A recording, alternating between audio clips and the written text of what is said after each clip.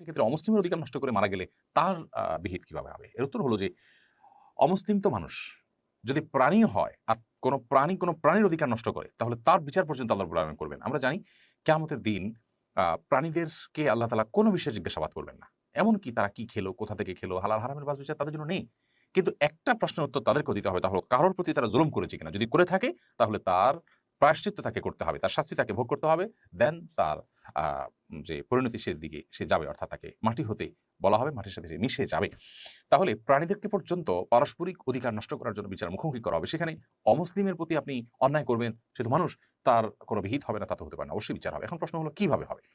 এর সরল এবং সঠিক উত্তর হলো যে এর ধরন একমাত্র আল্লাহ তাআলা ভালো জানেন। কারণ গায়েবের জগৎ বা আলমুল গায়েব অদৃশ্যের জগতের কোনো বিষয় সম্পর্কে আমরা নিছক ধারণা করে চূড়ান্ত কোনো সিদ্ধান্ত দিতে পারি না। তবে আ অনেকগুলো অপশন হতে পারে। তার একটি হলো যে প্রাণীদেরকে যেরকম শিং